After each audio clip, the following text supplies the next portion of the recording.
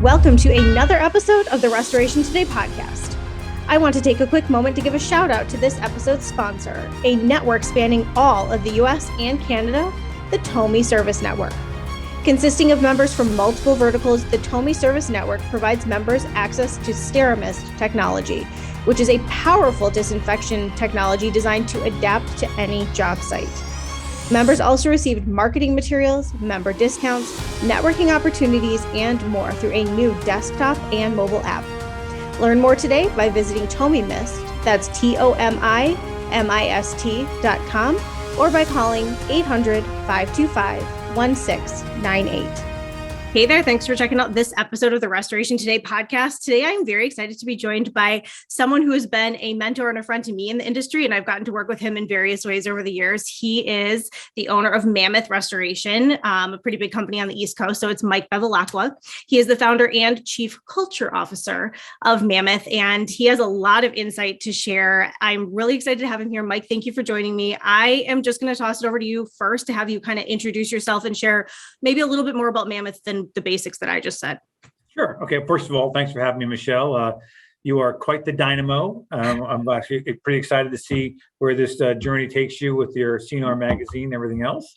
That'll be cool. My background, I used to be in Wall Street actually for years, and I found that I was, making a lot of wealthy people wealthier, but I wasn't quite feeling satisfied, and so Mammoth Restoration I didn't even knew what restoration was, to be honest with you. I had claims, I just didn't know what it was. And I dealt with this business broker looking to buy an industry, and I got into talking to franchise consultants. And the funny thing is, I mean, literally the first sentence I said to the franchise consultant is, I'm probably not going to buy a franchise, but I wanted to hear you out anyway. So anyway, long story short, they spit out, 4 different types of industries, and restoration was actually the least of my most attractive to me. Yep. But I started doing my discovery calls. I started calling other franchisees of the system, and I was really surprised at who I was talking to. I was thinking I'd be talking to a lot of carpet cleaners or plumbers. I'm talking to engineers. I was talking to technology people. I was like, wow, kind of like, what am I missing here? So anyway, I got into the restoration business back in 2006, and started as a franchise of a national company, and I ended up wanting to get away from that. We have now 8 locations in Pennsylvania, Ohio, and New Jersey, and we're looking to go national. And I got into the business because again I felt like I could have more of an impact on my community. Most of my clients when I was in Wall Street were all over the country. I didn't really feel like I was part of the community. And so this was a really cool way that you get to be the guy coming in a white hat every day to help people. And what started out as an investment became more of a passion, especially when it comes to we don't do this just because of restoration of people's properties. There's actually a bigger purpose, for what we do and why we do it. So talk to me a little bit more about that purpose. I know you're a very purpose-driven person and strong in your faith, things like that. So talk a little bit about how that kind of played a role in starting Mammoth and the direction that you've gone with the company over the years. Well, again, I didn't start it with this purpose, but it grew into this. So Mammoth, again, started out just as an investment for me. But then I remember I was doing a deep dive on my faith at the time, and I started going to do mission work in Guatemala. And then so I'm sitting there, and it's the funniest thing of all things. I was like, wow, I could be a full-time missionary right now. I love doing what I was doing down in Guatemala, but my family wasn't ready for it. Leaving the United States and all the comforts of the United States. I'm not sure that I would have either, but I had that conversation with my wife. Yep. And I was in this for maybe about a year or so. And what I'm about to tell you, it didn't happen all at once. It was over maybe a year or so. I started to go, I grew up in a pretty interesting place. I grew up in a place called Massapequa, Long Island, which is like the amount of famous people have come out of my hometown is staggering. And, going to college was like going to 13th grade. So it was just like, you just were expected to go upwardly mobile. Yeah. And then when I moved to Pennsylvania, I was surprised about that lack of drive, a lack of belief and confidence. And then I started looking at it even deeper as it related to my faith and my mission work, that a lot of people in the trades come from multi-generational blue collar. Mm-hmm. And more importantly, on top of that, many, if not most, come from broken homes within that industry, within the trades. Mm-hmm. And so I was realizing, at one point in time, I was really starting to swirl my brain. I was sitting in my daughter's baseball game, and I remember just overhearing these people talk, and it just dawned on me like a bolt of lightning, that these people lack hope, and they've never had incredible mentorship. Like, I'm blessed. I used to wrestle growing up, wrestle in college, and my father and my brother are both in the United States Wrestling Hall of Fame. My high school coach is in the National Wrestling Hall of Fame. So is my college coach. And I'm sitting there going, wow, I've just been blessed to have incredible mentors over my life. Mm-hmm. And I'm looking at a lot of the people in the trades, they were not exposed to it, or it was taken away from them. And I said, I was able to figure out a way to tie my purpose in to my business. And so Mammoth has become my vehicle to fulfill my purpose, which is to restore people as much as restoring property and community. So that's the gist of what it does. And so that set me on to where I am today, which, it wasn't kind of one of these kind of rides. So what do you attribute to growing? I mean, 18 years, you've grown to, I think you said 8 locations, and like very successful. The company's doing really well. So what do you attribute to that kind of growth over the last 18 years to get to where you are today, and now your upward trajectory from here? I made a lot of mistakes. I mean, I would hate anybody to think that I had this all figured out, because I don't.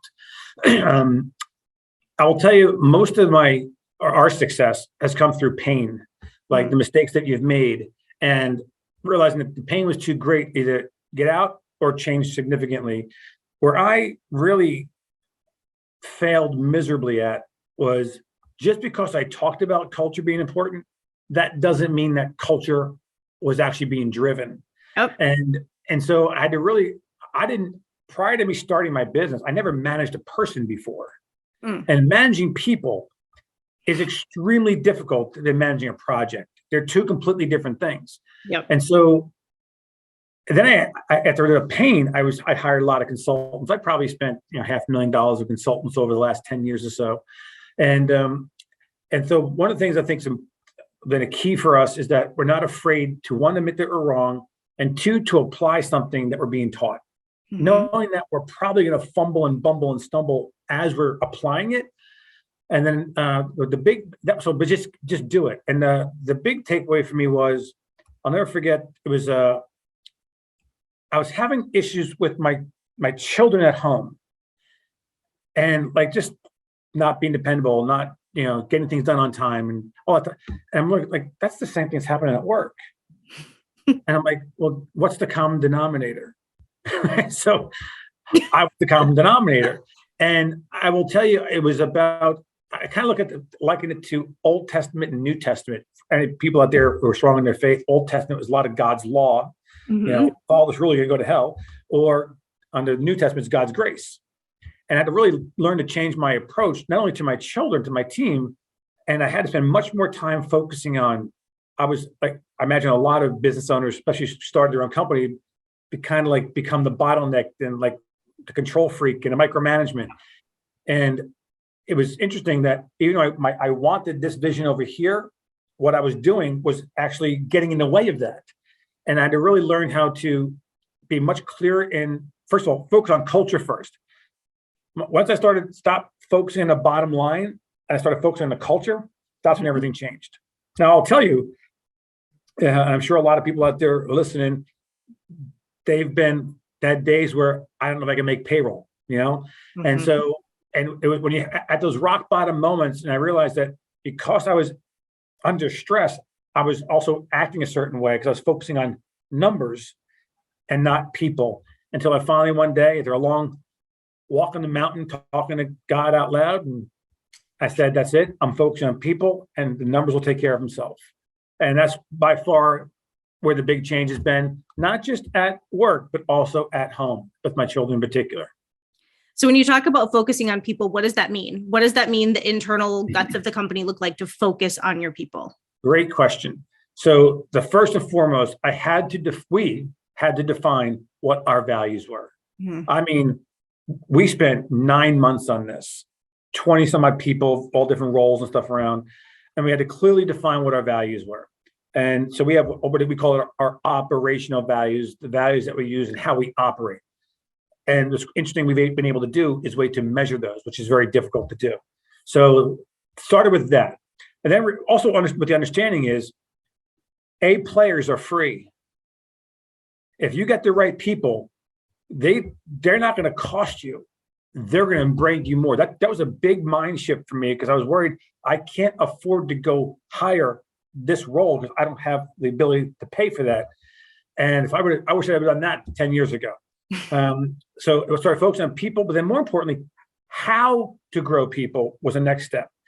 So most people are very good, decent people, and they want to do well in their jobs. But if most people, I imagine when they were in the shoes that I was in, your people want to grow. You want to take people who are probably pretty good at production and you put them into management.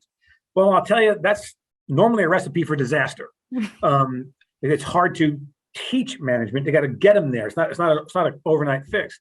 So we really had to focus heavily on our culture and how to apply our values, how to use them day in and day out. I mean, we talk about them all day, every day, nonstop. And so we recruit against that. We onboard against it. We promote, we train, and we exit people based upon our values. But then we also have to teach and most people listening to this, if they're anything like I was when I first was introduced to this stuff, I would have said, you're nuts. That sounds like a lot of work and it's a waste of time. What I'm about to tell you was the key to everything. It was having one-on-ones with our team members. We started out weekly, then bi-weekly, and then right now it's at a minimum once a month, depending upon each person's development, what their needs are. But it's having crystal clarity of what was expected of them.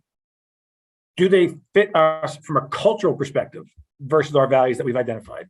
And again, and then of course, when they're producing their jobs or whatever their role is, are they meeting expectations, doing what needs to get done to get there? And that sounds pretty simplistic. It is a lot of work. It takes a lot of time to get that. And I will tell for anybody who's struggling in their companies, we did this at the absolute rock bottom because it had to be done. Yep. Because we knew that this is an all-in moment.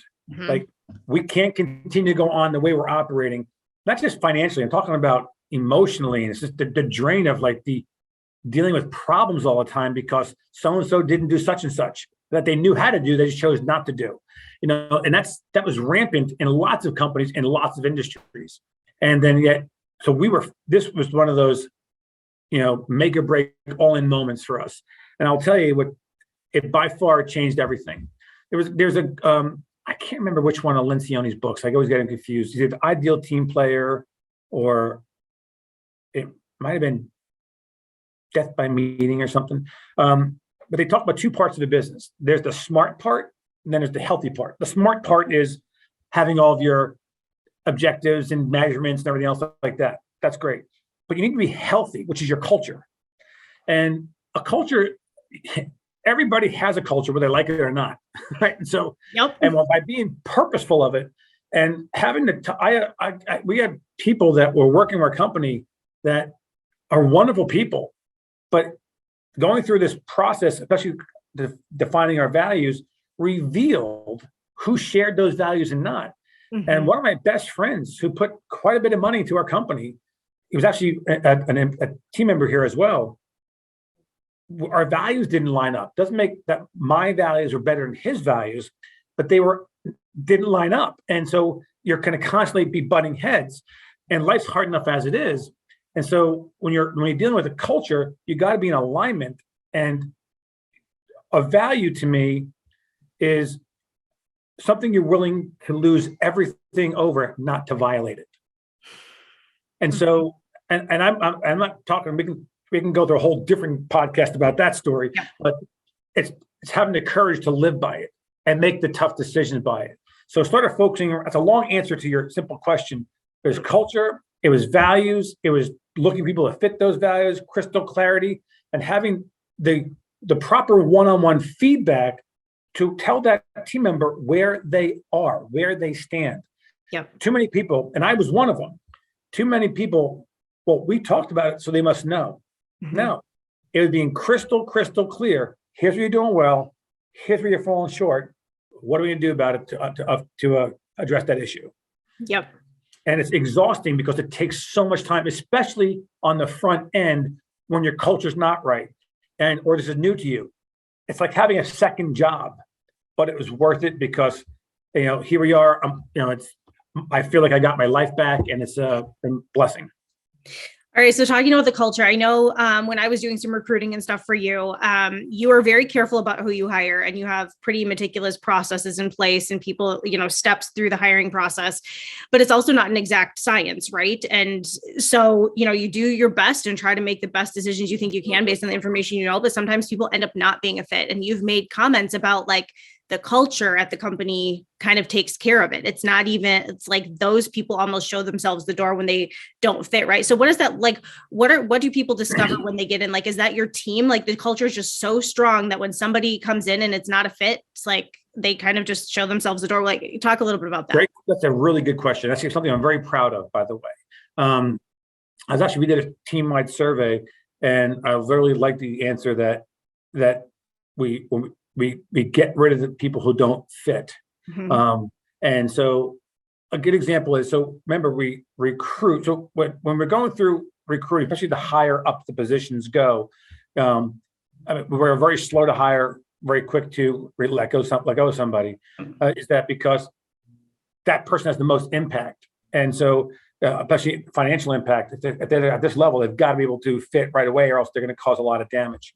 And so because I wish I could, I'll give you an example. Maybe this will help tie this up a little bit more. When I say we use our values every day, all day, one of our values spell the word gratitude, and the G in gratitude is grit. And so we would use that. Hey, this is an example where somebody received a grit award, and you were very gritty when. Here we are during a surge event. You had 10 jobs you went out to yesterday. You got back at 2:00 in the morning. You cleaned your equipment, even though you're exhausted. That's grit. So you're very specific in using your values and how to coach on it.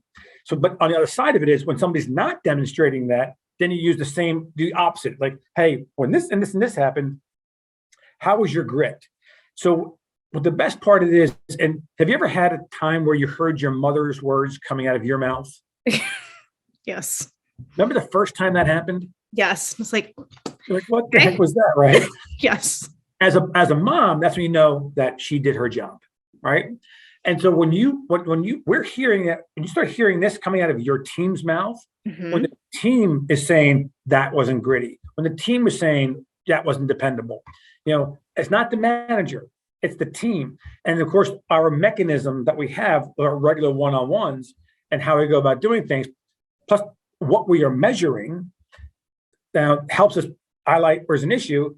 And then if somebody's not a fit or showing that they're not a fit, we bring it to their attention, and we literally go through our values and we ask them, here's our values. I want you to grade yourself 1 to 10 on each one of these values. And I'm going to grade you 1 to 10 each one of these values. Mm-hmm. Not to say that you're right or I'm wrong. It means that we're off. We're not in alignment. If you give yourself a 7 and I give you an 8, okay, we're close. But if you give yourself a 10 and I give you a 2, and here's why I'm giving you a 2, this is where the gap is. They may think they're doing well, but until you close that gap for them, they might not do anything about it. Now, just because you bring it to their attention, that doesn't mean you're going to do anything about it either. And so what happens is, because of the regular amount of the one-on-ones that we have, keeps coming up more and more. So the pressure maybe pressure is the wrong word, maybe it's the right word. It's like, this isn't going away. You're made a commitment coming out of this to do X, Y, and Z, whatever's falling short. If you don't do it, well, we're not going to keep having this conversation. You're choosing not to do this. And it becomes usually pretty obvious. Either they leave or we ask them to leave. Yep. And again, even the people who have left, they've left on good terms. You can do this without being a jerk. Yep. It's really important. You got two people to respect the whole time, but people have a choice and they have to make a choice. But for every choice that person makes, well, that might make me make a choice, right? So that's how it works.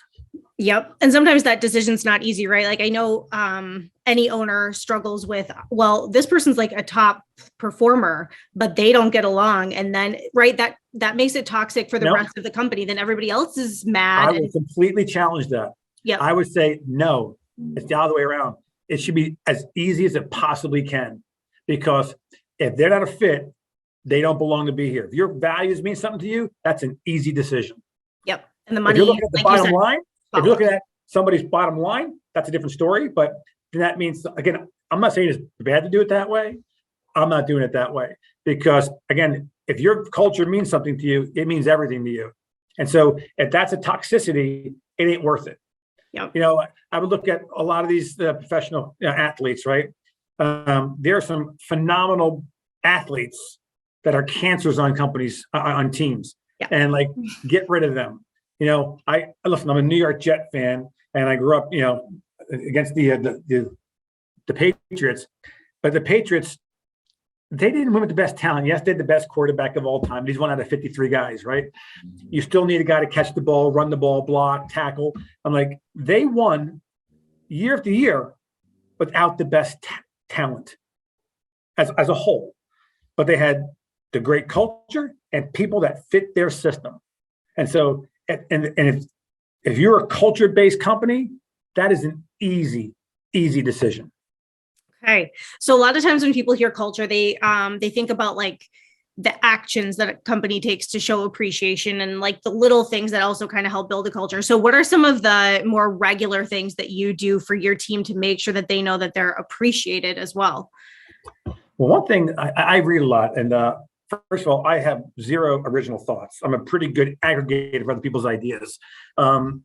One thing I was really surprised by, so we get surveys from customers, and one thing that I do is I handwrite a note to the team member on, not for every survey, I might just say a 10, great, but if I get something that's very nice and it's specifically around one of our values, dependable, being gritty, something like that, I will now write a note about it. I'll highlight that particular value, then I'll handwrite the envelope and I mail it to their home. I can't tell you how many people told me they have it on the refrigerator. I mean, I wouldn't have thought that had been that big of a deal, but evidently it is. When I write letters to spouses or parents about how well somebody's doing, we also do as a team. We have an HRIS software that we use, and and we have these things called impressions, so that we can give impressions. Just like all of our values, like somebody's gritty or holding somebody responsible, but also other things like chili to customer. And so they get rewarded for that. Then we have some things that we do. It's called what's called a tab, which means a team member achievement bonus. So for example, like I'm in our Columbus office right now. I'm doing a road show. And for example, they would get, for every 10 survey, they would get $25. For every 5-star review, they would get $25. And so, and this goes into like a piggy bank or a bank account, and it gets accumulated every year. At the end of the year, they get, let's say you had $2,000 in this bank account, right? You get that at the end of the year, and then you start off next year with half of that. So 50% you start out with. So you start out with $1,000 next year. So those kind of things. We have team member spotlights. We just did one this week where the Danielle Shuey just got promoted to a role as a team member spotlight, then gets social media. There's so many little things. Like we have a lot of perks that we have that don't really cost the company any money. Like, how you can tap into our buying power for trips or for buying, home improvement stuff, and just lots of little stuff like that. We give out these gift cards. You catch somebody doing something good, here you go. And of course, the big thing is it's really the feedback between manager and team member if I am stunned what I'm about to tell you next, but the power of the written word is amazing. Yes. By talking about it is one thing, but taking the time to write it down and share it. When I was told all this stuff, I didn't believe any of it. And I'm just amazed at how something that simple can be that powerful. So all these little things, no one of these things is complicated, nor takes that much time. But I set aside time every Friday to do the handwritten notes and that type of stuff. I might send out 10 a week, something like that. But but it's worth it. And then more importantly, it's because that person knows that I care about them. They know that I'm still, I'm a guy that I don't need any recognition. I don't care if people think I'm doing a good job or not. It doesn't motivate me. But to other people, it does. Yep. And then to realize that just because it's not important to me, that doesn't mean it's not important to a lot of other people. And I had to force myself to do things like this. And it's made all the difference in the world. So talk to me a little bit about as well, like the training and coaching that you have within Mammoth. Training is a huge, important thing. And a lot of companies kind of overlook it and are just like, all right, you're a tech now, go out into the field, like just go, you can learn as you go. Right. And then it's kind of guesswork. So yeah, talk a little bit about that. I know that moving forward, some CNR readers will be able to see some of the videos and cool stuff that you've put together, but talk to me a little bit about the training strategy that you have at Mammoth. So this is currently the biggest project I've ever undertaken in my professional life. This is, I mean, I don't mean that to be hyperbolic. I mean that this is massive in scale. So we're thinking about scaling to become a national company. And it's all about not only finding A players, but also keeping A players. And so in onboarding, which I didn't really give any thought to 4 years ago, is I can't believe how massively important just a proper onboarding is. And so everything that I'm about to say is with the thought of scaling in mind. I always say, if it doesn't work in Tucson or Tuscaloosa, then we shouldn't do it. And of course, you're going to be scaling up. How do I get the message out instead of me having to have one-on-one conversations every time? So one of the things that we do from a training perspective in our HRIS system, it's called Paylocity, by the way, but there's other ones out there that do that. We created, each role has their own onboarding and their own training. It's all video-based and there's quizzes sprinkled throughout it. But I want to make sure I'm crystal clear. This is not the end all and be all. This is just a piece of the puzzle. But it's a big, important piece of the puzzle, because if you ever played that, what's that game, the telephone game, you whisper in somebody's ear and it goes around a circle. Yes. Well, and we've had in the past where we may teach a manager something and that manager now passes it on to the next, and it gets diluted. Yep. So this is a way to make a reference point, like, no, this is the message that's being universal to everybody. And then it's a tool. I'll give you an example. Let's just say if we have a general manager onboarding, there are about 50 different videos to watch, anywhere from 30 seconds to 2 minutes, right? And there's be quizzes along the way. But these are designed that they can be used not just for the onboarding, but also later on when we're managing people, saying, hey, I see you struggle with X, Y, and Z. I want you to watch this again. So we have a training, a career path. We have an onboarding, and then we have something called Tech Tuesdays. That's where our technicians have we call it Tech Tuesdays, but it happens on a Wednesday. Figure that out, right? The stuff goes out on Tuesday, but they talk about it on Wednesday. But I don't know. Okay. Right. I guess it rhymes. Then we have what's called a project manager info share. This is every week. Get all the project managers, all the technicians, 2 separate meetings, and then we go over things that the training, safety, wins of the week. Like, here's so we can share learnings, but also share failures. Because everybody's got different levels of experience and different levels of understanding, and so we want to make sure we capture both the positive and things that we can work on. We've already paid for the mistake once. Let's not pay for it again and again and again. So, and we have constantly getaways. We have regular huddles, and we have a huddle every single day for every single branch and department. Those are about 15 minutes long. Then we have one, it's a monthly one, at least an hour, that we go over the huddle, but also a training thing, like a team building thing. A lot of those events, other little things you can do, like we're going to have burgers and beer at on Friday nights, whatever, invite people over, or bowling nights, lots of little things like that from a standpoint of culture and training. But training's a big one. The videos, massive, a lot of tools. When I say tools, almost like marketing collateral. Mhm. We also have well, I'm not in the office here, but every office has multiple screens that we have things running throughout the entire company, every location in real time to, giving up things to talk about and train about. So there's a lot of these things. And more importantly, we're trying to get your team to identify and create their own training for it.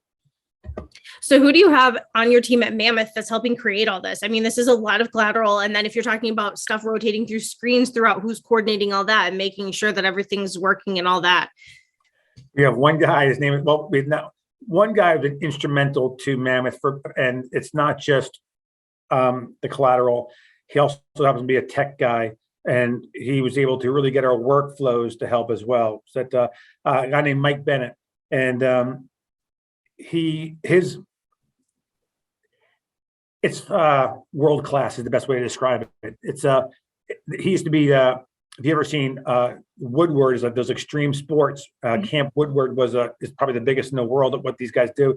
He was their marketing guy for like 18 years, and so it's pretty amazing video. It's collateral, and you can do this stuff in minutes.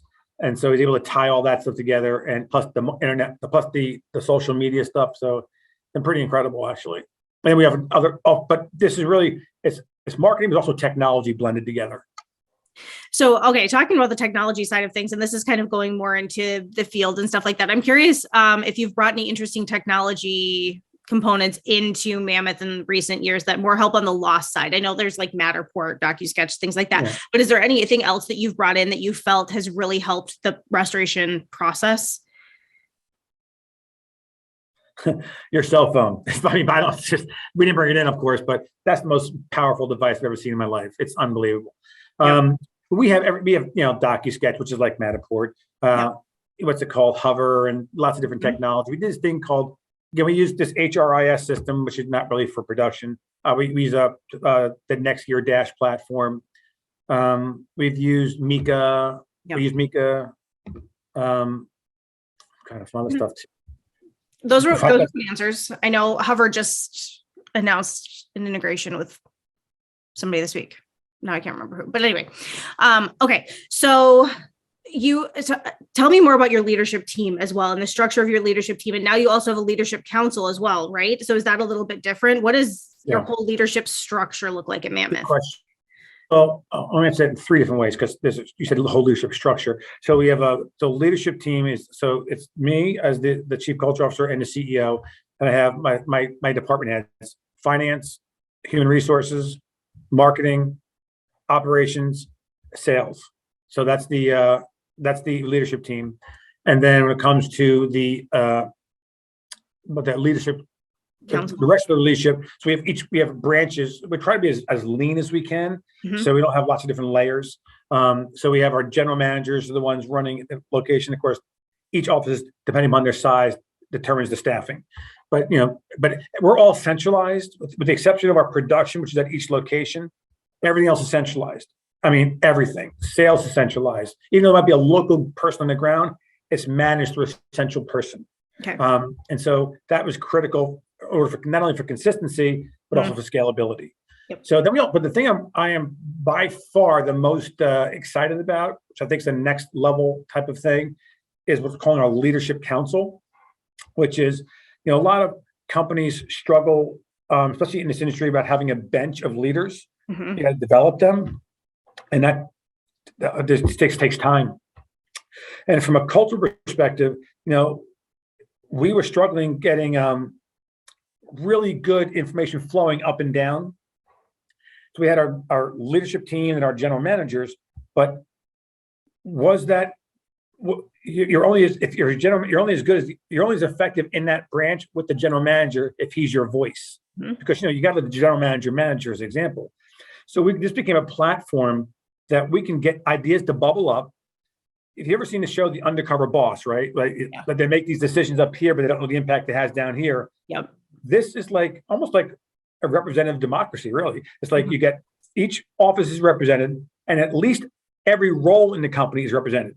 So you might have a technician in one office and a project manager in another one, and they're all part of it, and they're all identifying discussing and solving problems. We use the EOS system here, so it's from the book Traction. And that's where it is. And it's been really about identifying, discussing, and solving issues. And that's not from the leadership level, but just from we're calling it the leadership development, what do you want to call it? But really getting that two-way information flowing back down, up and down. Now, what's interesting to know, we're about 2 years into this. I purposely was not involved. No one from the senior leadership team was involved, but it wasn't doing anything. So I actually forced myself on to, it was my idea to start the council, but I didn't want to be on it. I wanted them to have that freedom that the boss wasn't there, right? And so I came on and said, guys, I want to come on. Here's why. But we're not getting things done. More importantly, I want your voice. But I don't want, it's not me, it's going to be your meeting. I'm just going to help you stay on the rails. And I'm also going to be the bridge between the leadership team and you, just as a conduit of information. And so this is really starting to pick up steam because now we're getting really good ideas. Why don't we do this? More importantly, the ownership. It's that ownership thinking is what it's really creating now. And, I would say check back with me in 6 months and let's see how it's going. I mean, you ask my senior leadership team, this is the most excited I've been in probably 5 years. And we're doing some really big stuff on the operational side of our business. But this is the thing that's really getting me the most excited, but this is something that's scalable. All right. Before we wrap it up, we've shared a lot and I love it. Talk a little bit about your long-term goal and how, let's start with the M&A landscape today is crazy. Lots of people getting bought, sold, expanding, closing, whatever. So how have you managed to stay competitive and continue to scale Mammoth in that? And then what are your goals from here to continue growing? Good question. So, and I don't really have a great answer for this because people ask me, like, when are you going to get out? And I'm like, I don't live a lavish lifestyle. I'm very boring outside of work. So if I sold, what would I do? Right. So I want this to be a multi-generational type of thing for my family, but maybe my kids may choose not to be a part of it. But the purpose is still there. It's to restore people as much as property and community. And so I want to become a national company, but I want to make sure I'm clear. I don't care how big we get. I care about how we do it and who we do it with is my most important thing. I want to get people who believe, and we got to grow and nurture other people. That's what I'm looking for. That's, I think, can be the biggest impact I can make in our country is that way. So I don't have any plans of selling. I can't say that I won't, but I don't have any plans of it. I get asked this all the time. I've had well over 175 private equity companies. I didn't even realize that many out there that's investing in the space, for God's sakes. But it's just been insane. If you ever, there's a great book called Shoe Dog that was written by Phil Knight, and my brother Chris used to be one of the bigwigs there. And Phil Knight at Nike, which we all know is this worldwide behemoth, for 19 years they were perpetually on the edge of bankruptcy because as you're growing so fast is when you're at your biggest cash needs. And then only once they went public did they just go they went nuts because they didn't have to worry about that anymore. We're now at that stage. So I think we're literally at the second or third inning of where I think we can go. And that's why I'm excited about it, because it's when I get people, I had a kid who I just onboarded 2 weeks ago here. I'm in Columbus, Ohio. And we do an onboarding check-in calls. And he says, I can't wait till Turk gets here. By the way, my nickname is Turk. Yep. Is when Turk gets here, because I got to tell him something. He's got done telling me that a great piece of news that his father's off the ventilator and stuff like that from COVID.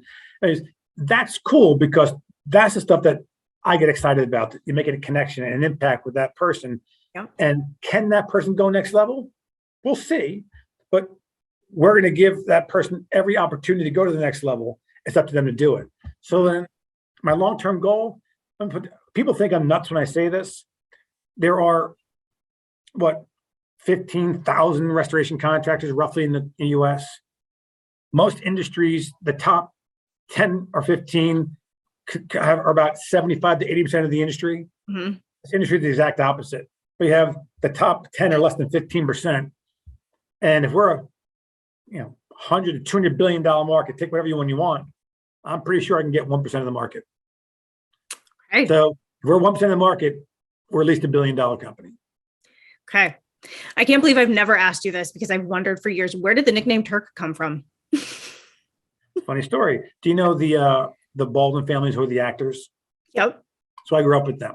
And so they had 6 kids and we had 6 kids. Both our parents taught at the same school together. And so there was a guy I was 5 years old, and right before halftime, this is during Thanksgiving, the football game, the Turkey Bowl. We played 3 football games a year. My family and the Baldwin family. It was like the Turkey Bowl, the Baby Jesus Bowl, and the He Has Arisen Bowl. And so we would play these football games, and I was the youngest kid. And a guy by the name of Godwin Turk made this phenomenal play right before halftime. So I was the youngest kid, so I was out there and I scored a touchdown. And let's just say that I was not one to be shy about it. I rubbed it in a little bit. And so let's try a little harder. And I scored again and rubbed it in again. So finally, he's like that guy, Godwin Turk. So now, you got to understand, I was 5. I hated that nickname until I got to college. When I got to college, it became like an alter ego. So it was actually kind of cool. I love it. I remember the first time I was talking to one of your team members, or I don't remember who, but and they referred to you as that. And I'm like, who are you talking about? Like, that is not even close to, anyway, I love it. And that's cool that it came from childhood. I love that. All right. Anything that we haven't touched on that you want to add in here before we wrap it up? I'm grateful for you having me on the show. I'm just blessed to be doing what I'm doing. And I would encourage anybody who wants to, reach out, talk about culture anytime. Be more than happy to, because ultimately I think we owe it to our team to be successful. But more, the irony of it all is you'll be doing you the biggest favor by helping your team, because they're going to make your life easier. Yes. Yes. Well, Mike, thank you so much for your time. And for everybody who is listening or watching, be sure to check back with CNR, because there is more coming from Mammoth soon. They have some amazing resources to share, and I'm really excited to get Mike more involved. So, Mike, thank you very much. I hope you have a great rest of your day. You too. Thanks, kid. For more Restoration Today, visit our website, cnrmagazine.com, or find us wherever you get your favorite podcasts.